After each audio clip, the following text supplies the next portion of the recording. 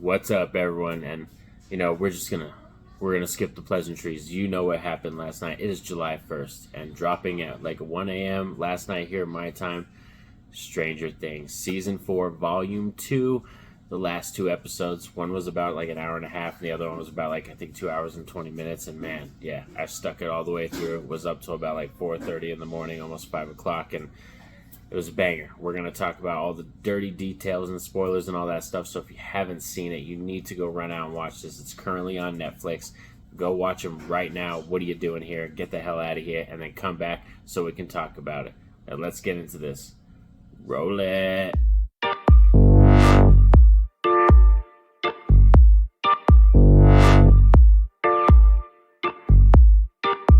So Stranger Things, Season 4, Volume 2. The last two episodes is the season finale. We've been waiting, and it's finally July 1st. And man, it was a banger, packed with emotional, potent moments all across the board. That was probably my favorite thing, is there was a lot of good, potent, emotional moments and good character moments for everybody. One of my favorites was between Steve and Nancy, when Steve is telling Nancy his story about his dream of his future and all that stuff and everything. And like, oh, it was beautiful. I loved those tender moments that they had between all the characters. It was kind of like they paired up, and like Lucas and Sam, or Lucas and Max had their moment. You know, Mike and Will kind of had a moment. You know, Steve and Nancy. It was really awesome for all of them to really have that, just in case you lost any of those characters in this episode. Another great thing about these episodes is, man, soundtrack never disappoints. The soundtrack, the vibe, the look, the special effects—they're all on point for sure, and it is pretty much setting up for the next season. Like, we already kind of know season 5 is coming, and like the last two episodes kind of set the tables for all the motions, you know what I mean, the pieces and where everybody's going to be and what's going to happen. And as we progress, like, you see all the groups are kind of converging into one mission. They might not be coming across each other, 11 and all them, everybody, and the Hopper and them, their missions, they find out that they can like converge, help each other and all that kind of stuff. And let's get down to talk about one. I want to talk about spoiler right away. Let's just get it out of the way. Eddie Munson, rest in peace, Eddie Munson. We love you, the leader of the Hellfire Club.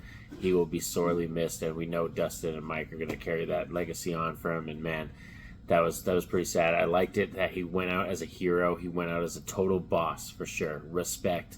But yeah, it is sad that we lost Eddie. But that's one thing I wanted to kind of get into. It was not a negative, but a nitpicky thing.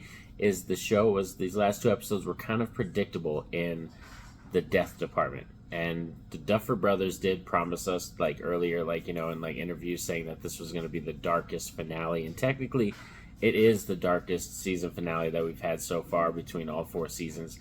But I was expecting more deaths and more, like, just important deaths in terms of, like, Eddie was important. He's a great character, and it was a badass death. And like I said, he went out like a boss.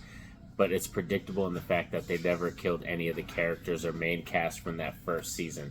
That's what I'm talking about. Like, 11, Dustin, Mikey, any of them, Will, all those people, like Lucas, they didn't attempt or like go for that, that throat punch, that gut punch, you know what I mean, and getting rid of one of the original OG cast. Now we have to talk about 11 and Pop, and oh man, Papa, like, I wanted him to be gone, man. When she used her powers and she threw him up against that thing, against Nina, I wanted her to rip him in half, man. He deserved a better death, like his spine coming out of his ass, like some crazy shit. But yeah, he did go down, like he did eventually die, and like it just wasn't happy with his death. Was just so simple. Like, he got shot like a couple times as he's laying there. He did release 11 at the end of her, her collar and stuff, but oh man, come on, like, 11's a boss, but she did need that moment where she needed to step up to Papa and tell her, I'm leaving, forget you, bro, like, I'm powerful enough, I'm going to save my friends, I don't freaking need you anymore. So she kind of needed that moment, but he's just, that actor found a way to just make that character so, you just hated him. One more thing about these episodes is it's not a negative, like I said, it wasn't huge negatives or anything, it's just nitpicky things, but I was having such a good time with the kids and like all their missions and what was going on with Vecna and Nancy and everybody and 11, all that kind of stuff, that Hopper and Murray and all that, the stuff that was going on like in Russia, like with the Demogorgon and them trying to go back and fight the particles. It felt like almost a way for them to make them important, you know what I mean, even though they weren't there. And I was taking away from the kids a little bit. I was having so much more potent emotional moments with them and all that kind of stuff. And it's like, it was cool, it was great. But like Winona Ryder and like Daniel Harbour, they had their great moment with their characters too as well, and stuff. And like when she sees him and he has like the scars all over his body, so it was a cool moment and we needed it. But like I said, I just felt like it was taking away from the kids. But of course, we needed those moments and stuff. But that's just kind of a nitpicky thing.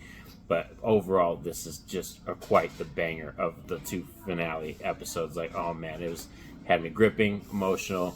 I was on the edge of my seat, tears in my eyes at some moments, and like, oof, it's there for sure. And it is wild that, like I said, these last 2 episodes, man, like I said, very potent emotional moments. And as we got into it and the episodes kept progressing, like I watched that first one and I was like, oh, I'm just going to watch one.